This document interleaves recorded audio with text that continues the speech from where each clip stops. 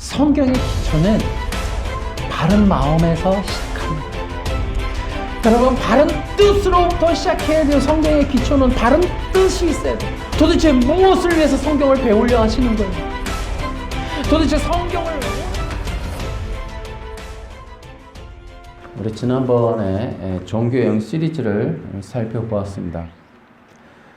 기독교를 가장한 위험한 그런 세력들, 그런 세력들이 파놓은 함정들이 주변에 너무 많다는 것이 참 충격적이었습니다. 종교의 영은 성경을 왜곡, 조작한 이단들입니다. 그런데 이 종교의 영이 파고드는 그런 방법은 기독교가 가장 어려워하는 이 성경이라고 하는 것의 무지함, 이것들을 이제 파고들고 있다라는 것입니다. 여러분, 기독교 신앙에 있어서 가장 중요한 것은 성경이에요. 이 성경을 바르게 아는 것, 이것은 굉장히 중요한 거예요. 오늘 본문 말씀 이제 요한복음 20장에 보면은 요한은 성경의 기록 목적을 분명히 해주고 있습니다. 성경은 예수 그리스도를 믿게 하고 생명을 얻게 하는 것이다. 이것이 바로 요한의 성경 기록 목적입니다. 이 방법, 이 목적, 이거 외에 다른 게 없어요. 성경은 절대 진리이기 때문에 이 목적이, 요한이가 말한 목적은 성경 전체의 목적이에요. 다시 말하면 성경은 인간 영혼 구원에 관한 절대 진리가 기록되어 있습니다. 그렇기 때문에 이 성경은 매우 중요하다. 그러므로 성경에 있는 이 절대 진리를 전하는 것이 복음 전도고, 그리고 이 성경 안에 있는 이 절대적인 이 진리를 잘 찾아서 해석하는 것이 이 복음적인 설교인 거예요. 성경을 모르면 구원의 진리를 전할 수가 없다라는 것이죠. 성경은 기독교의 근간이며 또 절대적인 구원의 비밀이다라는 것입니다. 여러분, 기독교는 어쩌면 성경을 가지고 그동안 이 전쟁을 해왔던 그런 역사를 가지고 있다라고 해도 과언이 아니에요. 기독교는 성경을 회복하고 성경 안에 있는 구원의 진리를 유지하고 또 그것을 지켜내는 그러한 역사적인 시간들을 보냈다. 그러므로 기독교에 있어서 이 성경이라고 하는 것은 굉장히 중요하고, 성경 안에 있는 이 구원의 절대 진리를 수호하고 또 그것을 바르게 전하는 것만이 가장 중요하다라고 우리는 믿고 알아야겠습니다. 교회는 어떤 것일까요? 교회는 바른 복음을 통해서 영혼 구원받는 그런 사람들이 모이는 곳이다라는 거예요. 교회 안에서 가장 중요하게 여겨야 될 것이 바로 구원에 관한 절대 진리다라는 것입니다. 물론 교회는 예배도 하고 구제도 하고 사회 봉사도 하고 여러 가지 일들을 하지만, 그러나 교회에서 가장 중요한 것은 성경 안에 있는 절대 진리를 배우고 익히고 전하는 것이다 라는 것입니다. 교회는 세상에서 유일한 곳이에요. 이 복음을 전할 수 있는 유일한 곳이에요. 어쩌면 사회봉사, 또 해외 또 전쟁 나는 곳에 성금 보내고, 또 녹색 운동을 하고, 여러분, 이런 것들은 필요 없는 건 아니지만 교회가 아니어도 가능해요. 그런데 대체 불가라는 말이 요즘에 유행하죠. 정말 교회 안에서 대체 불가한 일이 뭐냐? 복음 전하는 거예요. 왜냐하면 복음 전도는 교회 외에는 어느 누구도 하지 않아요. 환경, 기후 문제, 교회가 아니어도 세상에 많은 시민단체가 해요. 그러나 복음이라고 하는 것은 교회가 아니어도 시민단체가 복음을 전해주진 않아요. 교회는 교회만이 하는 유일한 사역이 있어요. 그것은 바로 절대 진리를 전하는 것이다. 그 절대 진리는 예수님이 그리스도이심을 믿게 하고 그리고 생명을 얻게 하는 것. 이 두 가지의 목적은 기독교가 아니면 하질 않아요. 그러니까 할 수가 없어요. 그러니까 대체 불가한 일이다라는 겁니다. 그러므로 이 교회가 중점으로 해야 될 것은 바로 성경에 있는 절대 진리를 가르치는 일. 그리고 그것이 교회가 해야 될 가장 중요한 일이에요. 그러니까 교회라고 하는 이 정체성과 그 목적을 벗어나는 것은 변질이에요. 그러면 사람들도, 그러니까 성도들도 교회를 통한 유익을 다른 것에서 찾을 수 없어요. 무엇보다도 복음이라고 하는 것, 그것이 우선이고 전부여야 한다라는 겁니다. 여러분, 성경을 이렇게 배우는 일 매우 중요해요. 그런데 성경은 매우 위험한 것이거나 혹은 조심해야 할 것이다 라는 것도 기억해야 돼요. 성경이라고 하는 특징 앞에서 얘기했죠. 여러분, 성경은 영혼이 구원받는 절대 진리예요. 이건 유일한 거예요. 그러니까 여러분, 우리 심성을 편안하게 해주는 여러 가지 좋은 글들은 수없이 많아요. 토크 콘서트, 위로해주는 말, 멋진 말, 명언 많아요. 그러나 여러분, 영혼 구원에 관한 절대 진리는 딱 하나밖에 없어요. 성경에 딱 기록되어 있어요. 이것은 유일한 거예요. 그런데 그 유일한 그 영혼 구원에 관한 복음을 여러분 절대 진리라고 얘기해요. 절대 진리는 뭐냐면 하나밖에 없고 영원하고 변하지 않는 거예요.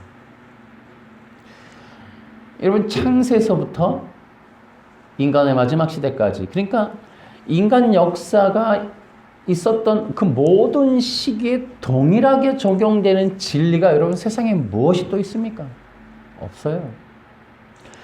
인간의 죽고 사는 문제, 구원에 관한 문제, 인간의 본질이 변화되는 이 문제에 관한 유일한 진리, 오늘이든 내일이든 우리 후세 사람이든 아니 이 종말이 올 때든 그 이전이든 구약이든 아니 에덴 동산이든 그 모든 시대를 통틀어 모든 사람들에게 동일한 심판의 기준의 잣대가 적용이 되는 게 절대 진리라는 거예요. 그래서 이 성경의 구원의 진리는 절대 진리이며 그것은 영원한 언약이다라고도 얘기하는 거예요. 하나님이 정해놨어요. 언약했다고요. 영원히 오고 오는 모든 세대. 그것은 영원한 하나님의 나라에서든 또 이 땅에서든 그것이 동일하게 적용되는 거예요. 그것을 영원한 언약이다 라고 하고 그것은 바로 그리스도를 통한 생명이라는 거예요. 그것은 영원한 언약이에요. 영원한 언약. 이것을 기독교가 붙드는 거예요. 여러분, 신천지나 여러분 이단들 종교행 우리 많이 봤어요. 다른 말 해요. 다 달라요. 누구는 유월절을 지켜야 된다 그러고 누구는 안식일 토요일 날 교회 가야 된다 그러고 누구는 비유풀이 들어야 된다 그러고. 여러분, 이런 얘기들을 창세서부터 모든 시대에 혹은 동시대적으로 아프리카나 미국이나 한국이나 동일한 이 모든 것이 적용이 가능하냐라는 거죠. 우리는 이제 그러한 것들을 진리라고 말하지 않아요. 그러나 성경을 왜곡 조작하면 절대 진리가 아니라 거짓들이 많이 나와요. 그러니까 여러분, 이런 말을 여러분 기억하셔야 돼요. 절대 진리는 흔들거나 깨트리거나 바꾸거나 해서는 안 된다라는 거예요. 또 절대 진리는 왜곡하거나 변질시키거나 조작해서는 안 된다. 여러분, 이 절대 진리, 영원한 언약을 건드린 최초의 존재는 사탄이에요. 에덴 동산에서. 선악과 언약을 건드렸어요. 선악과 언약을 행동, 행위의 법으로 만들었어요. 너 먹으면 신이 될 거야. 먹었어요. 그리고 범죄하게 됐어요. 지금도 마찬가지죠. 기독교인데도 사탄이가 바꾸어 놓은 법칙을 그대로 받아서 교리로 만들어 놨어요. 웨스트민스터 신앙고백서 행위언약으로. 여러분, 이것이 바로 조작이라는 거죠. 조작. 그러니까 절대 진리를 훼손한 건 사탄이었어요. 여러분, 오늘날에도 성경을 왜곡하고 조작하는, 유월절을 지켜야 구원받는다. 의롭다고 하는데 왜 죄인이라 하느냐, 이런 거. 토요일날 11시 예배를 드려야 구원받는다. 여러분, 이렇게 성경을 행동, 행위의 법으로 사탄처럼 조작하고 왜곡하는 사람들을 뱀의 후손이라고 부르는 거예요. 우리는 절대 그럴 수 없어요. 다시 얘기할게요. 안식일을 지켜야 된다. 유월절. 여러분, 성경의 기록 목적은 영원한 언약이에요. 그리스도를 믿게 하고 생명을 얻는 거예요. 그리스도를 믿고 생명을 얻는 것 외에 다른 말을 하면 뱀의 후손이에요. 예를 들어 여러분, 구원받았어요. 예수 믿고 구원받았어요. 생명 얻었어요. 그런데 죄를 지으면 취소돼요. 여러분, 이것도 왜곡이고 조작이에요. 그건 무슨 뜻이냐면, 예수 믿고 생명 얻고 구원받아도 죄를 지어서 취소된다 그러면 예수 믿고 구원받는 것을 거부하는 거예요. 그럼 뭐로 구원받냐니까. 취소됐었는데. 그러니까 이제 율법을 지키거나 도덕 윤리가 나와야 되는 거예요. 여러분, 그런 세력들이 얼마나 많아요. 그런 사람들을 뱀의 후손이라 그러는 거예요. 절대 진리. 요한이가 기록했잖아요. 절대 진리를. 예수를 그리스도라고 믿게 하고 생명을 얻는 것. 이거 외에 다른 걸 말하면 뱀의 후손인 거예요. 종교 외형 시리즈를 하면서 우리는 다른 방법, 여러 가지 각도로 조명해 보았어요. 구원의 취소를 말하는 것도 얼마나 어리석은 일인지, 그것은 조작된 거예요. 구원의 취소를 말하는, 여러분, 김세윤 박사가 최근에 책을 내갖고 구원론을 또 입장을 바꿨어요. 구원의 취소를 말하던 사람이 자기 입장을 바꾸는 거예요. 여러분, 이런 사람들의 말을 신뢰할 수 없는 거예요. 아무리 그들이 지식의 총량이 많아도, 지식적인 어떤 세상적 권위를 입었다 해도 그럴 수 없는 거예요. 처음서부터 예수가 그리스도이시며 그분 외에 다른 영생을 얻는 길이 없다. 이게 진짜 절대 진리의 사람인 거죠. 여러분, 사탄의 전략이 뭐예요? 인간을 범죄케 하고 하나님의 나라를 깨트리고 하나님의 영광을 훼손하는 일을 하는 거예요. 다시요. 사탄은 인간을 범죄케 하고 하나님의 나라를 깨트리는 거예요. 그리고 하나님의 영광을 훼손하는 거예요. 여러분, 그 방법으로 뭘 했어요? 말씀을 왜곡하고 조작했어요. 그렇다는 것은 여러분, 우리는 하나 알 수 있어요. 사탄은 창세기 2장 17절을 알았던 거예요. 그거를 제대로 믿음을 갖지 못하도록, 아담이라고 하는 존재가 그 말씀을 믿지 못하도록 의심케 하고 조작해서 결국엔 돌아서게 하는 거예요. 왜요? 그 뜻을 알았기 때문에. 하나님이 창세기 2장 17절을 주신 목적을 사탄은 알았다는 거예요. 알았기 때문에 반대로 바꿀 수 있었다. 여러분, 사탄이 그 말씀의 뜻을 알고 바꿨을 때 어떤 일이 일어났어요? 인간은 타락했고 구원의 문은 닫혀버렸어요. 여러분, 우리에게 있어서 이 성경을 아는 건 어떤 면에서는 그래서 어려울 수 있어요.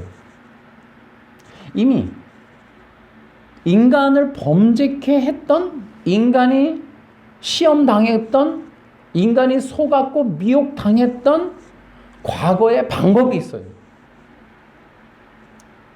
그것은 인간의 욕구 욕망을 충동질하는 절묘한 방법이 있다라는 거예요. 그러니까 이 성경을 통해, 한국이 이단이 많잖아요. 그 이단들이 나오는, 어떤 한 사람이 성경을 읽다가 내가 예수요 하고 뛰어나오게 만드는 방법은 사탄이 인간의 욕망을 충동질하는 거예요. 그러니까 이것들이 지금도 동일하게 적용되고 있다. 그런 면에서 이 성경이라고 하는 게 문자로 기록되어 있지만 본질을 이해하는 건 쉬운 것은 아니다. 성경의 본래 목적을 아는 것도 쉬운 것은 아니다. 이미 지금 우리가 읽었던 요절처럼 분명하게 얘기해 놨고 목적이 있어요.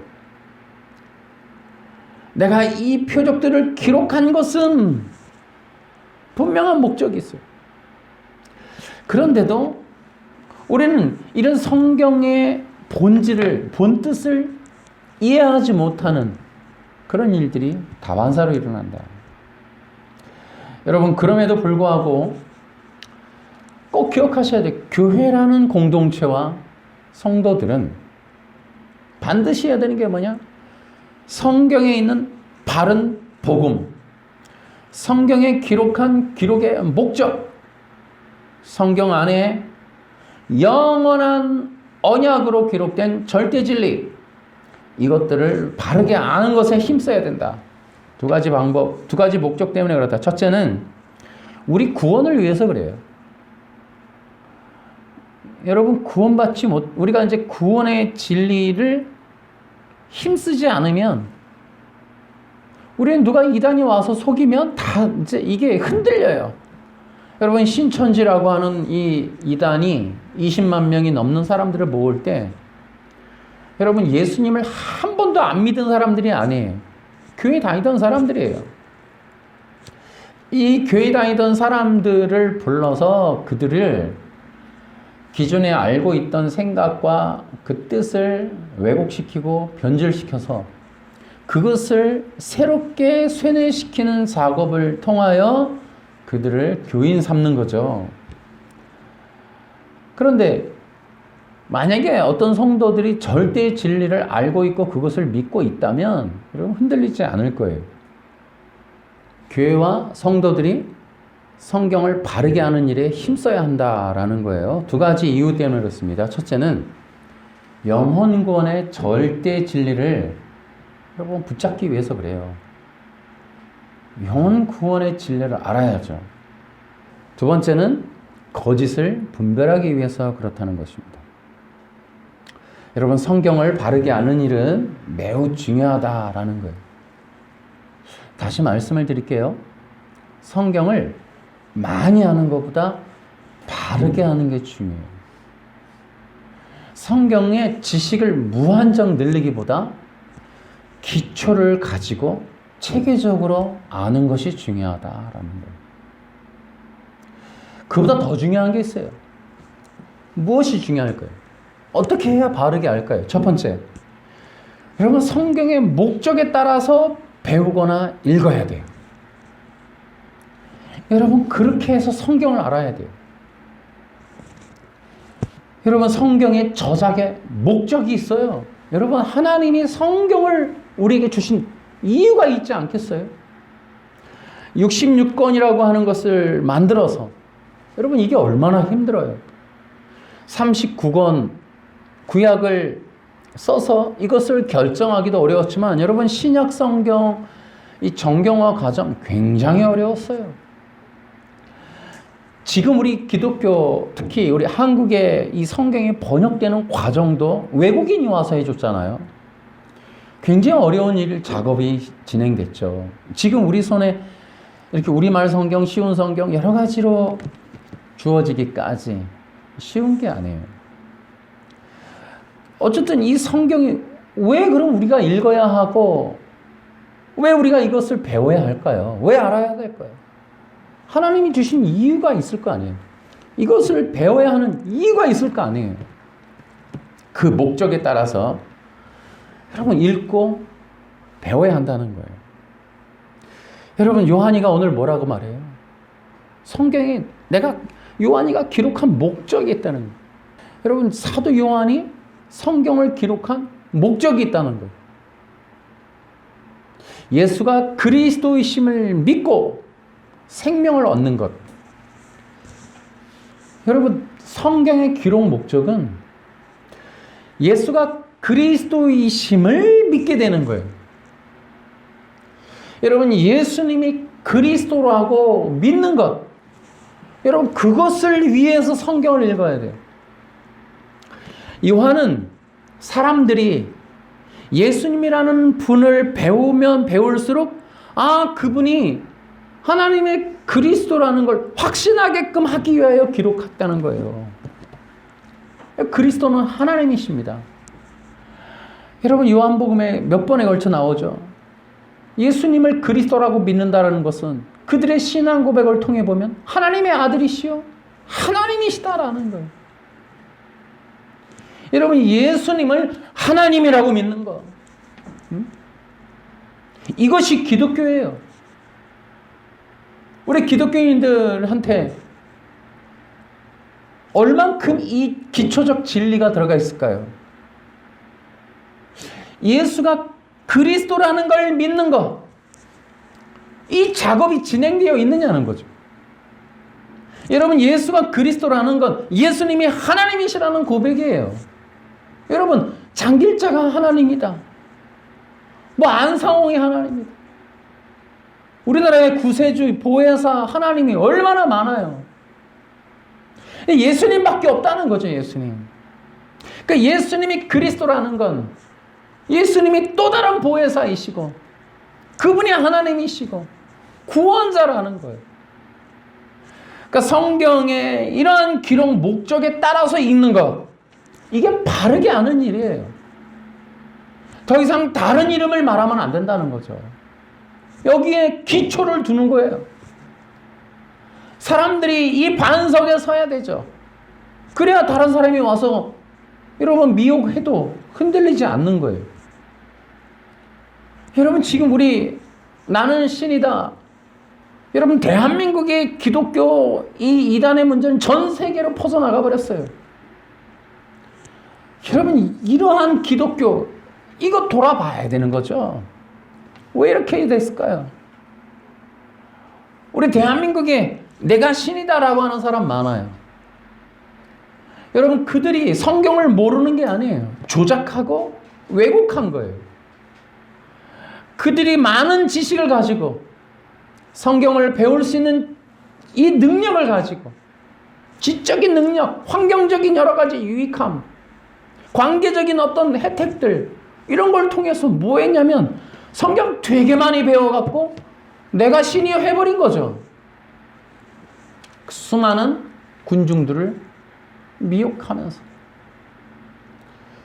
여러분, 우리 기독교가 그러면 해야 될 일이 뭐냐면 사람 많이 모으는 이런 프로그램을 개발하는 게 아니라 한 사람 한 사람에게 성경의 기록의 목적인 예수님이 그리스도라고 하는 절대 진리를 전하는 거예요.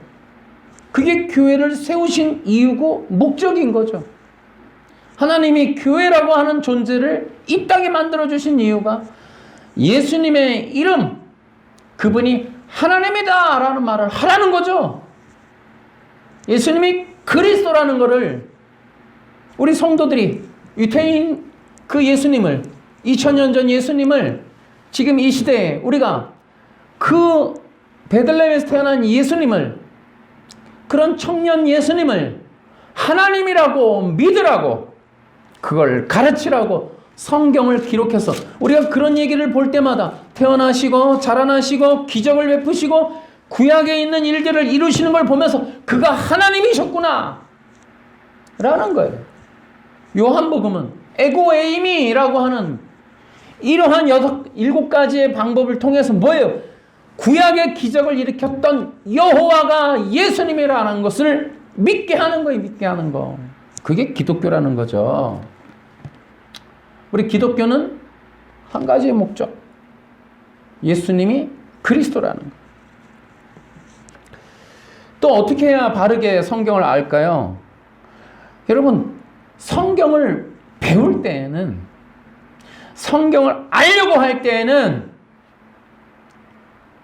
여러분 신학교 나와서 유학 가고 싶다면 우리는 방법을 바꿔야 돼요. 그리스도를 전하기 위해서 성경을 배워야 한다는 거죠. 다시 얘기할까요? 재정적인 바탕, 가족이라는 관계성의 혜택, 여러 가지 환경적인 여건, 잘 태어나신 이 뛰어난 두뇌, 이런 걸 통해서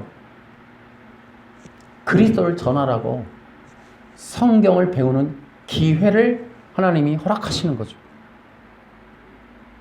여러분, 우리는 성경을 배우는 이유가, 박사학위 따는 이유가 혹시 청빙이 아니냐, 혹시 목회적인 명성 때문은 아닐까라는 의구심을 갖지 않도록 우리는 그리스도를 전하기 위한 목적.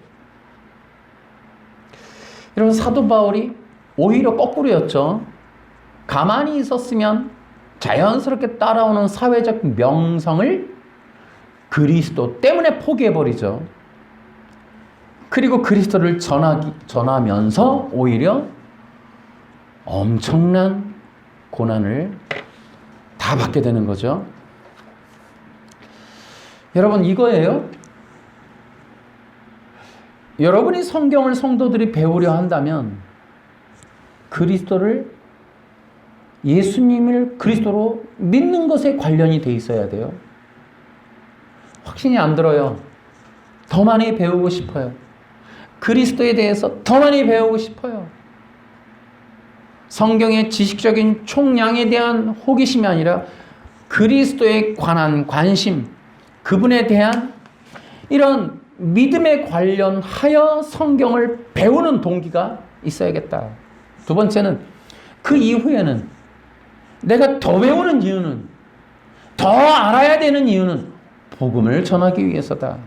바로 이 사도 요한처럼, 사도 요한이 예수님을 만났던 이러한 시간들, 기억들, 수많은 체험들, 간직했던 기록들, 이러한 것들을 통하여 하나님이 역사해 주시는 이 성령의 역사로 마지막 이 죽기 직전에 이 요한 서신을 기록하죠. 이 요한 서신을 통하여 제자들이, 그의 또한 제자들이, 요한의 공동체가 예수님을 더 확신 있게 주님이라고 믿게 하는 그런 효력을, 왜요? 핍박 가운데, 로마의 핍박 가운데, 초대교회의 그 엄청난 문화적인 그런 충격 가운데, 사회적인 어떤 유태인이라고 하는 한계 속에서 예수님을 믿는다는 이 어려움을 극복하기 위하여, 그들을 돈독한 신앙 위에 세우기 위하여 예수님이 그리스도라는 확신을 절대로 포기하지 않게 하기 위하여 이러한 서신을 기록하는 거죠. 어쩌면 우리는 이것들이 지금 이 시대에 매우 중요하다라는 생각을 해요. 성도들이 더 든든한 신앙의 기초 위에 서야 하기 위하여 이제 우리는 성경의 절대 진리, 예수님이 그리스도라는 이 사실, 이것을 가르치고 또 이것을 배우는 일을 우리가 거기에 집중해야 한다. 그것을 회복해야 된다라는 것이죠. 여러분, 이러한 절대 진리를 교회가 편안하게 전하는 것이 이게 다가 아니에요. 여러분, 절대 진리는 이것은 굉장히 위험하고 어려운 일이에요. 그래서 이 복음을 정말로 빼앗기지 않는 그러한 순수한 복음의 열정이 식지 않도록 계속적으로 이 복음 사역을 감당해야 돼요. 그렇지 않으면, 이 절대적인 진리를 빼앗기면 어떠한 문제가 생기는가? 바로 구원의 문이 닫힌다는 거예요. 여러분, 꼭 기억하셔야 돼요. 시대마다 진리의 다툼이 있어요. 가인과 아벨도 마찬가지고, 또 예수님과 이 유대 바리새인들 간의 충돌, 그 이후에 아다나시우스, 아리우스, 결국은 인본이냐 신본이냐에 대한 이 구원의 진리의 충돌이 역사적으로 계속적으로 있어요. 예를 들어 우리 종교개혁을 보면 알아요. 결국은 우리 여러분 상식을 한번 떠올려 보세요. 우리 로마 카톨릭으로부터 종교개혁, 교회에서 뭐라고 들어요? 행위, 공로 사상, 이런 거로부터 벗어나서 오직 믿음, 뭐 이런 얘기 들어보셨죠? 바로 그거예요. 여러분, 시대마다 진리의 다툼이 있는데 여러 개가 붙지 않아요. 딱 두 개가 싸워요. 하나는 인간의 힘, 인간의 공로로 구원받을 것이냐, 믿음으로 구원받을 것이냐에 대한 것이 오늘날에만 문제가 있는 게 아니에요. 존 오웬 때만 있는 게 아니에요. 역사적으로 있는 거예요. 지금도 여러분 구원의 취소가 바로 이 문제예요. 인간의 힘으로 구원받을 거냐, 믿음으로 구원받을 거냐에 대한 싸움이 바로 구원의 취소예요. 여러분, 안식일 화입부인 앤드류 강, 안식일이라고 하는 인간의 행위, 율법을 지키는 행동으로 구원받을 거냐, 예수님을 믿을 거냐, 이 문제예요. 두 가지가 싸워요. 결국에는 시대마다 진리의 다툼이 있고, 그 진리의 다툼을 일컬어 영적 전쟁이라 하고, 그 영적 전쟁의 목적은 하나예요. 구원의 문을 닫을 것이냐 열 것이냐예요. 에덴 동산이 그랬고, 가인과 아벨이 그랬고, 역사적으로 모든 시대마다 두 개의 충돌의 이러한 세력들이 싸우고 왔다. 그래서 여러분, 예를 들어 인본적인 구원, 면죄부를 사야 한다, 인간의 행동, 공로, 이런 것들이 우세를 하면 그걸 일컬어 영적 암흑기다, 이렇게 얘기하는 거예요. 그럼 반대로 부흥이다, 혹은 개혁이다, 이거 뭐예요?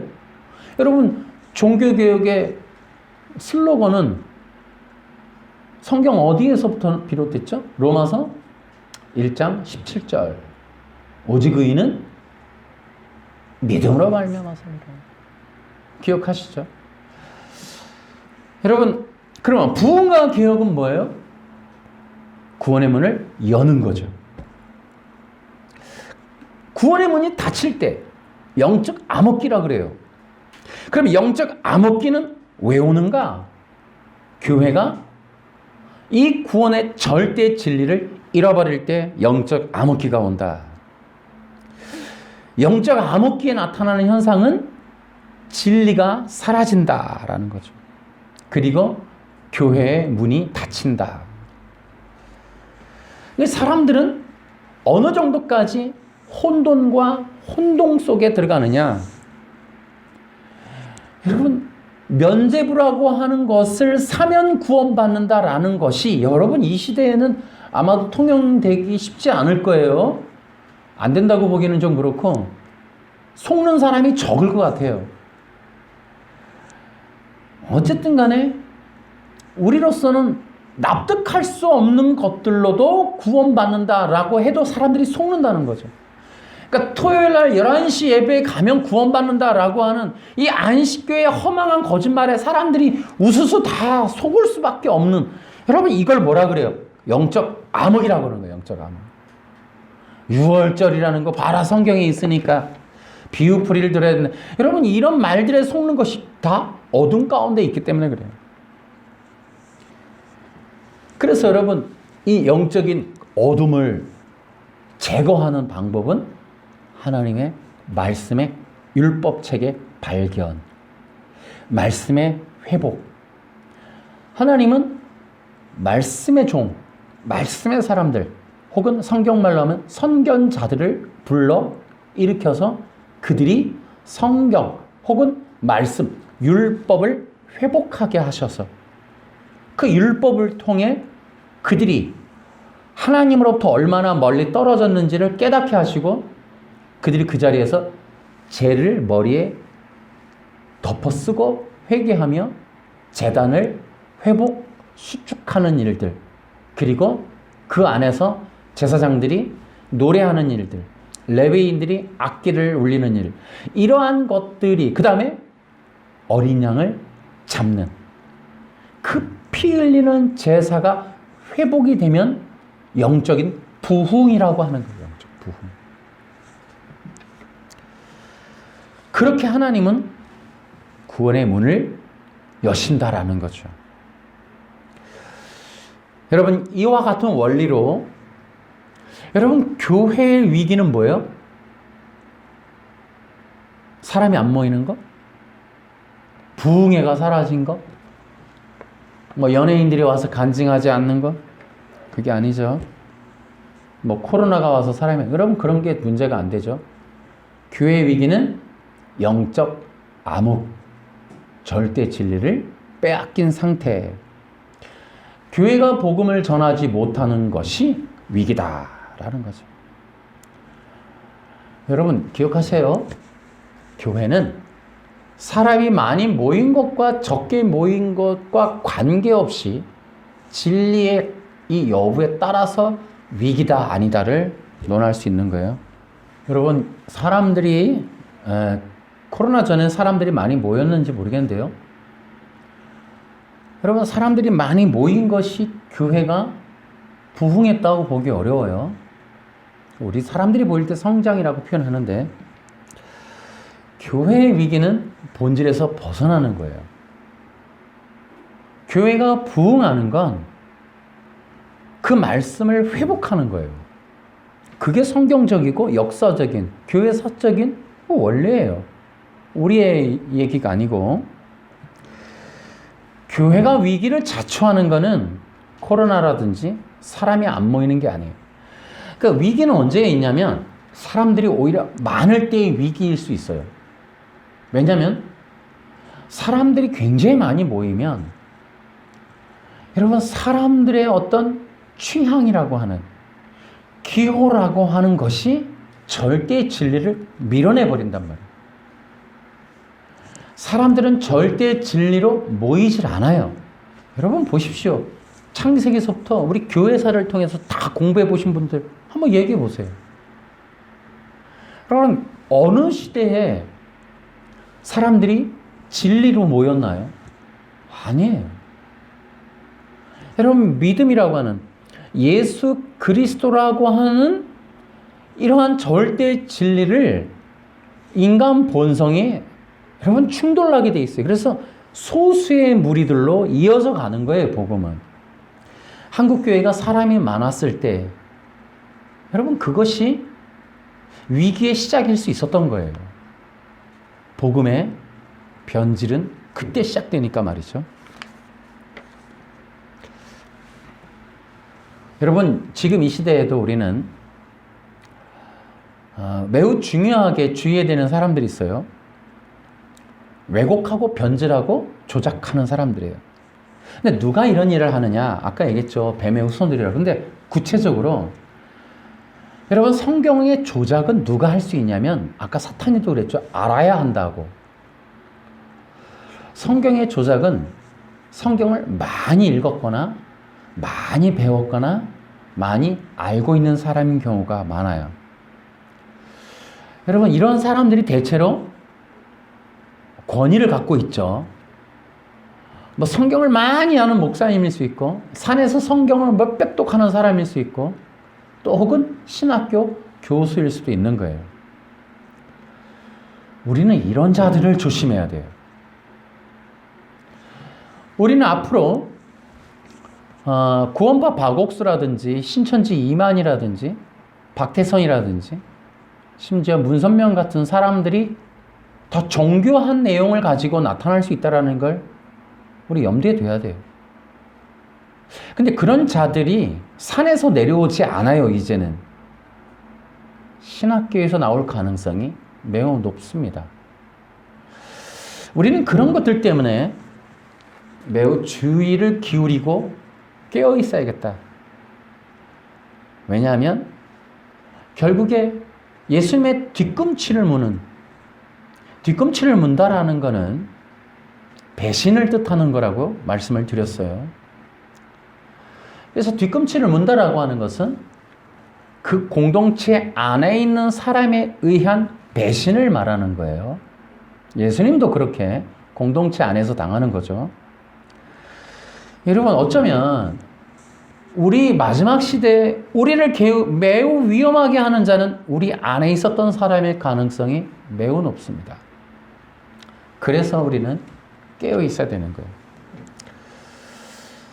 우리에게 있어서 지금 또 우리 문제는 뭘까요? 기본적인 교회나 성도들의 가장 큰 문제는 무엇일까요? 성경을, 지난주에도 얘기했지만 성경을 모른다는 것. 또 성경에 대한 관심이 없다는 것. 그런데 더 큰 문제가 있어요.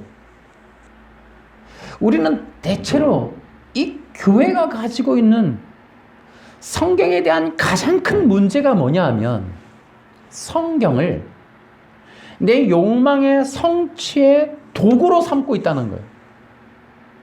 뭐 이거는 성도들이든 강단에 있는 목사님들 다 할 거 없어요. 다 동일해요. 성도들은 자기들이 잘 되는 방법을 찾고 있고 성공하는 방법을 찾고 있고, 또 강단에 있는 자들은 그 성경을 통해 내가 더 큰 유명한 인정받는 사람들이 많이 모이는 그러한 어떤 존재가 되기 위하여 또 성경을 활용하는 경우도 있다라는 거예요. 그런 시험과 미혹이 우리 모두에게 있어요. 여러분, 인간 자체는 어때요? 죄와 사망 권세 가운데 있어요. 죄의 종노릇을 하고 있다고요. 모든 인간은 내가 신이요라고 하는 본성을 갖고 있습니다. 그래서 모든 것을 자기 유익을 위해서 쓴단 말이에요. 심지어 이 성경이라는 것도 나의 유익을 위해서 쓴단 말이죠. 내 욕망을 채워. 그 욕망이 뭐라고요? 높아지는 거예요. 신적인 존재, 초월적인 존재, 더 높은 존재, 더 많이 가지는 존재, 더 많은 사람들을 부리는 존재, 이런 것들이 되고 싶어 하는 것이 바로 그러한 인간의 본성이다. 자, 성경을 읽어도 성경을 배워도 모두 이거 욕망의 성취를 위해서 한다는 거죠. 예수님, 심지어 하나님, 기도의 능력, 기름 부음, 기적과 이적, 이 모든 것들도 다 자기 욕망을 위해서 쓴다는 거죠. 이것이 가장 큰 문제예요.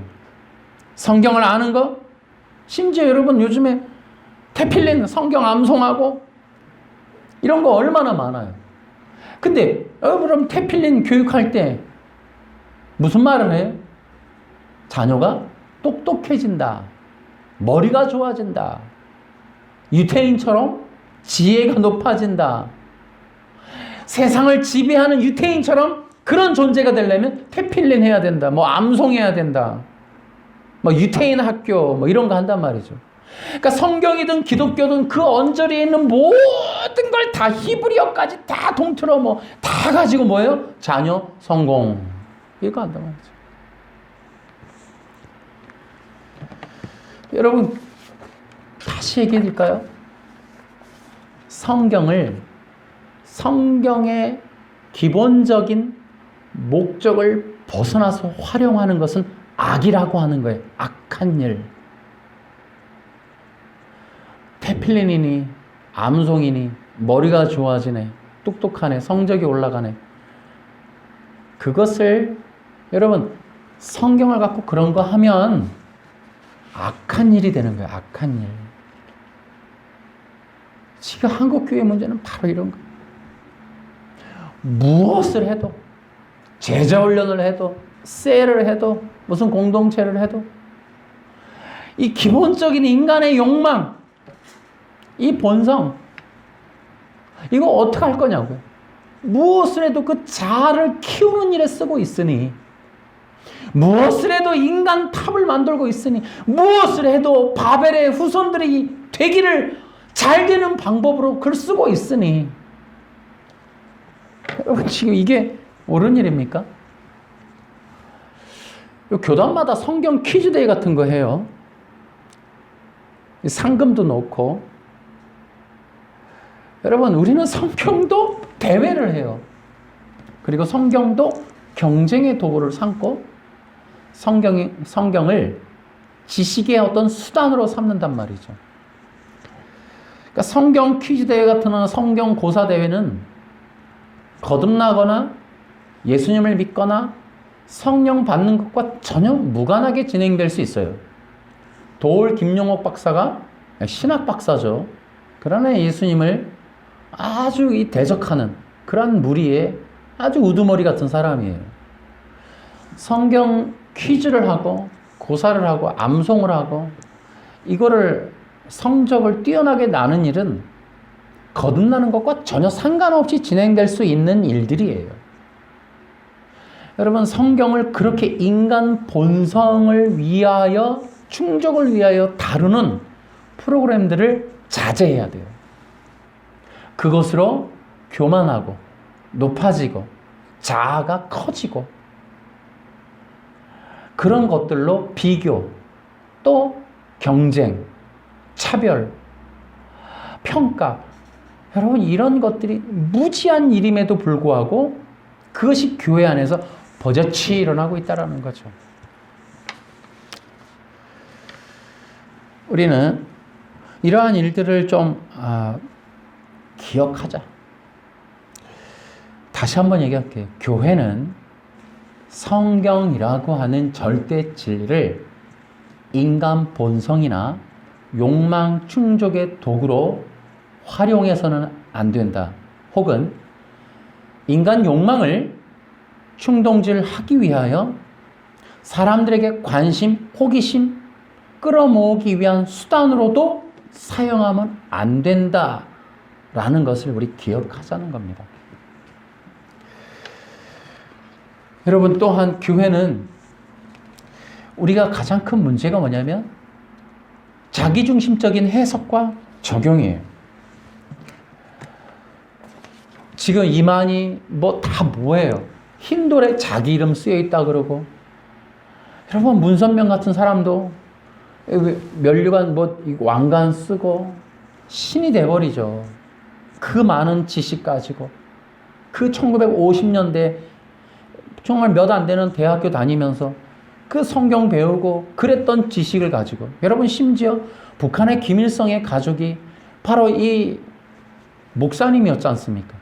그 당시에 뛰어난 지도자적인 그런 세력들이었어요. 높은 자리의 사람들이었어요.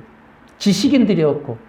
근데 그러한 지식, 그러한 권력, 권위, 실력 가지고 뛰어난 머리, 집안의 능력 가지고 DNA 가지고 성경을 통해 신적인 존재, 태양, 신으로 등극해버리는 이런 허망한 일들이 우리 지금도 우리가 보고 있고 그 피해를 수천만 명이 지금 당하고 있다라는 거죠.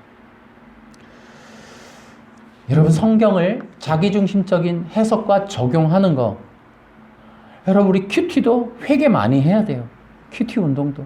오늘 나에게 주시는 말씀, 내게 적용하고 내가 무엇인가 하나님께 얻어낼 게 무엇일까?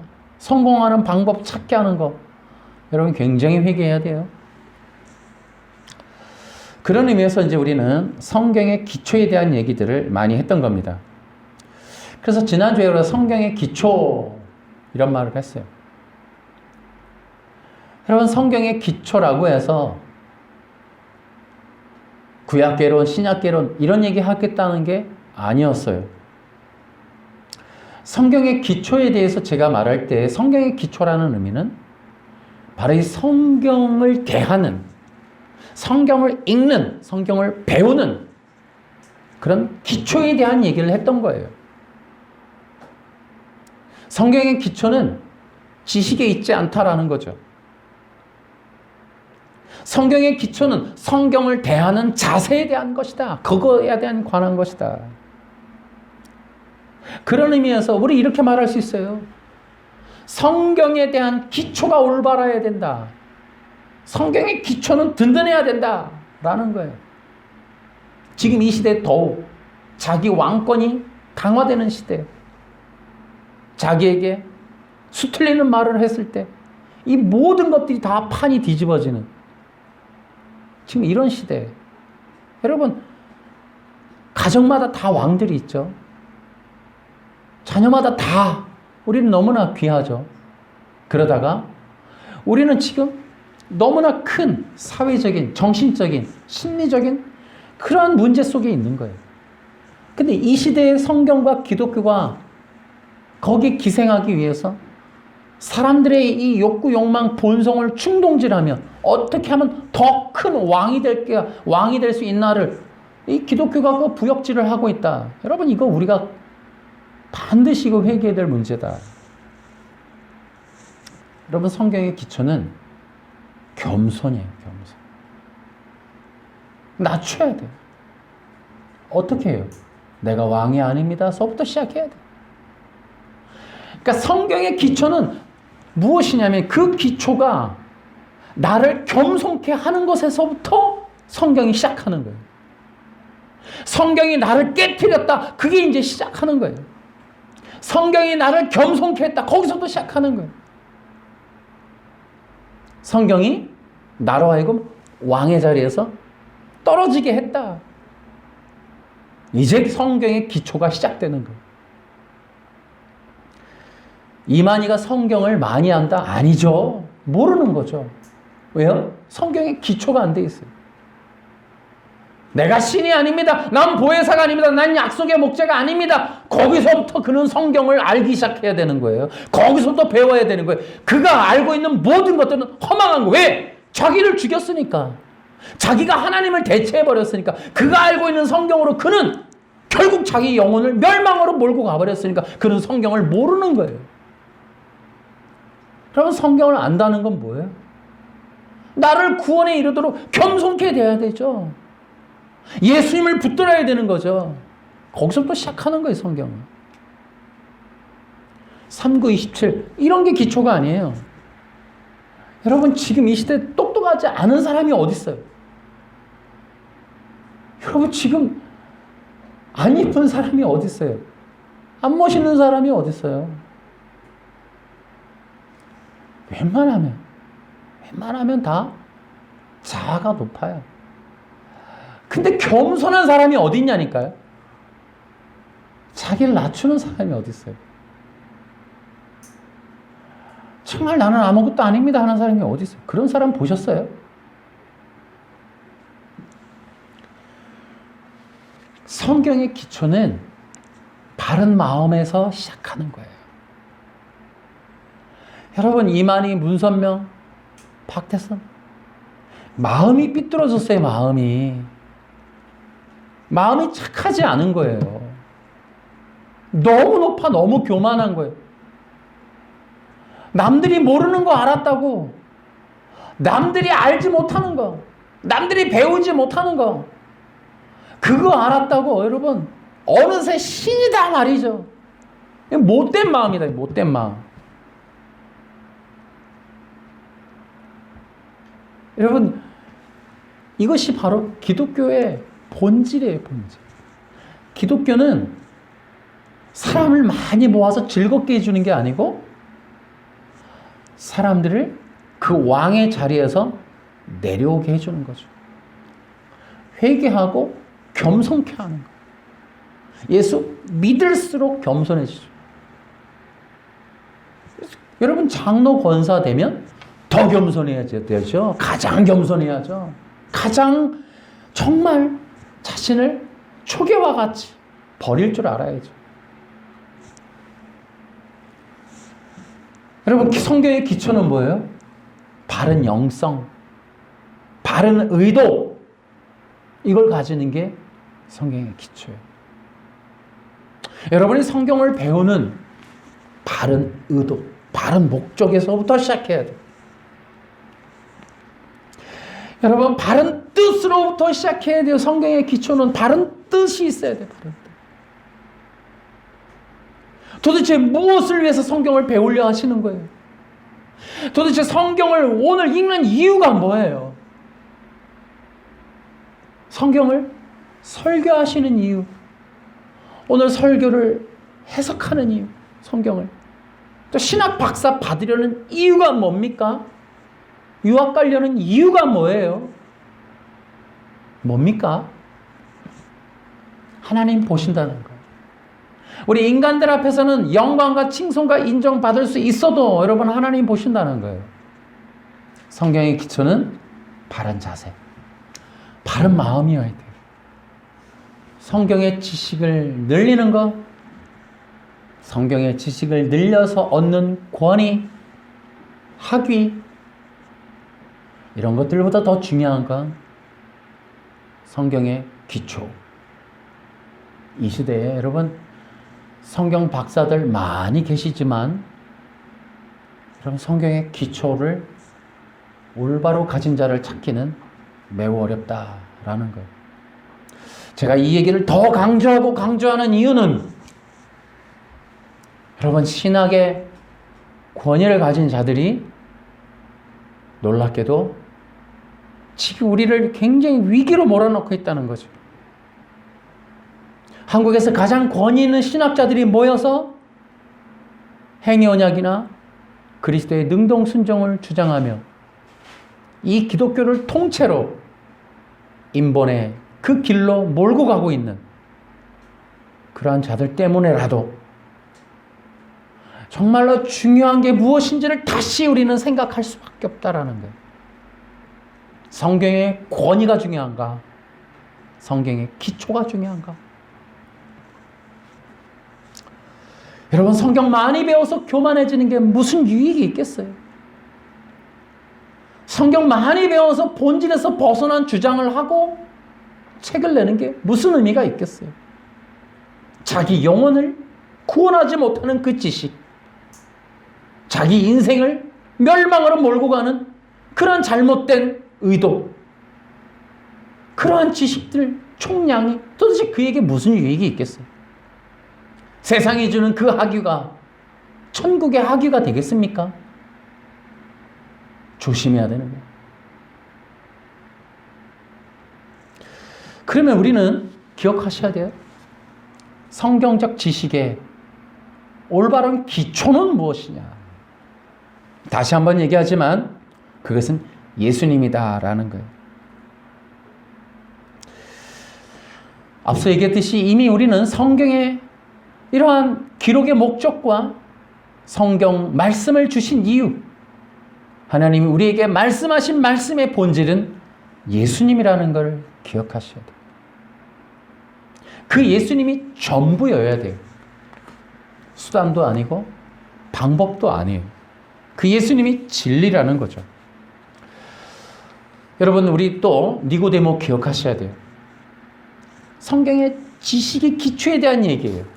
니고데모가 예수님한테 책망받는 건 성경을 아는 많은 지식에서 그가 멸망한 자이기 때문에, 그가 실패한 자였기 때문에, 유대 율법의 권위자였던 니고데모가 거듭남이라고 하는 기초적인 진리를 몰랐기 때문에 예수님께 책망을 받았어요. 유대 율법에 들어있어서 반드시 알았어야 할 성경적 지식의 기초, 그 거듭남. 놀랍게도 여러분, 이렇게 우리는 총량 지식에 대한 많은 지식이 있을 수는 있어도 그 본질을 모를 수 있다라는 거예요. 어떤 본질? 영혼 구원에 관한 이 하나님의 절대 진리에 관해서 모를 수 있다는 거예요. 우리 대부분이 그래요. 암송하고 성경 우리가 시중에 나가면 성경이 읽혀지네 같은 전가들이 얼마나 많아요. 그래서 그 책 내고 또 세미나 하는 단체가 얼마나 많아요. 총량이 얼마나 많아요. 그런데 우리 한번 생각해 보자고요. 니고데모의 그 거듭남의 문제를 생각해 보자고요. 예수님의 책망은 총량이었으면 니고데모 혼낼 필요가 없어요. 그 굉장히 많이 알고 있는 선생이었으니까. 랍비라는 얘기죠. 그러나 여러분 왜 책망받아요? 영혼 구원에 관한 절대 진리를 몰랐기 때문에. 예수님이 판가름 하시겠다고 책망하시는 기준점에 그 절대 구원의 진리가 있었던 거예요. 사도 바울은 안 그래요? 그만큼 더 강력한 지식의 소유자가 없었다고 본인이 얘기하잖아요. 그럼에도 자기는 그 많은 지식으로 교회를 핍박했었다는 거죠. 그 유대율법으로 인하여 유대율법이 아닌 자들을 죽이는 살인 병기가 돼 있었는데 이제 그 많은 지식을 이 배설물과 같이 버리고 예수님을 붙잡고 나서 사람을 낚는 어부가 되었다는 거죠. 그 변화한 거예요. 딱 하나. 나는 예수 그리스도와 그의 달리신 십자가 외에 아무것도 알지 않기로 작정했다. 제가 종교여행 시리즈를 하면서 지식의 총량을 자랑하는 수많은 사람들이 있음을 발견했습니다. 그리고 그러한 자들을 세상이 인정하고 그러한 자들의 이야기에 많은 사람들이 추종하고 있다는 것도 보게 되었어요. 근데 사도 바울은 다른 얘기를 하는 거죠.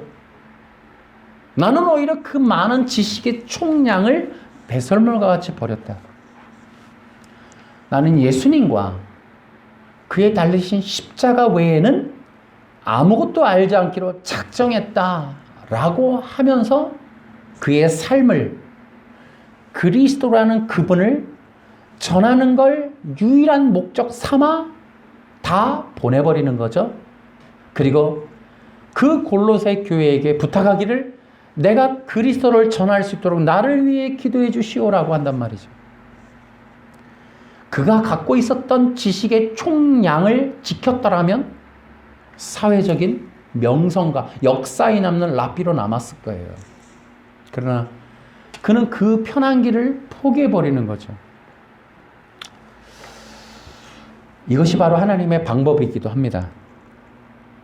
하나님은 그렇게 하나님의 사람을 불러 예수님을 만나고 예수님을 만나고 나서 자신을 버리고 예수님을 위하여 그 인생을 살게 하는 패턴, 그리고 그의 입술을 통해 나오는 모든 말이 예수님이 되게 하는 것, 이것이 바로 하나님의 방법이고 패턴이었어요.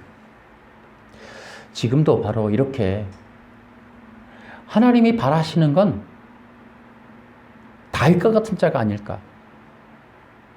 내 마음에 합한 자. 우리는 성경에 부요한 성도나 그런 자식을 만들기보다 하나님의 마음에 합한 자를 우리는 만드는 것이 중요하다라고 보여줘요. 우리는 바른 마음으로 하나님과 같은 그러한 의로운 마음을 가진 자로 아마 성도 생활이 되거나 자녀가 된다면 그 위에는 기름 부음이 역사할 것이다.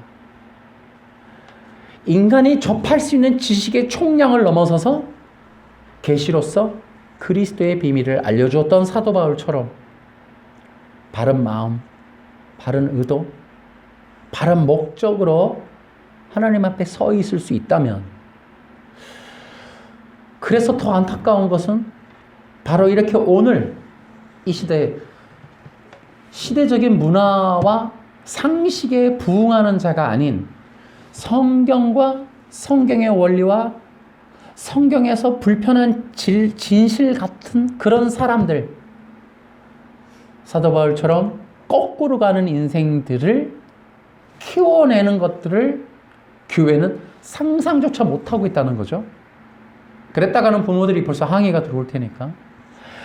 정말 하나님의 마음에 맞는 사람이 귀한 자라고 하는 이 하나님의 색다른 관점, 이 시대가 진정 필요로 하는 것은 엄청나게 많은 지식을 가진 똑똑한 한 사람이 아니라 겸손한 사람이라는 것, 자신을 낮출 줄 아는 사람이라는 것, 하나님의 마음을 닮은 사람이 되는 그런 사람이 된다는 것. 여러분, 이런 자들이 적다는 거죠. 저는 기대합니다.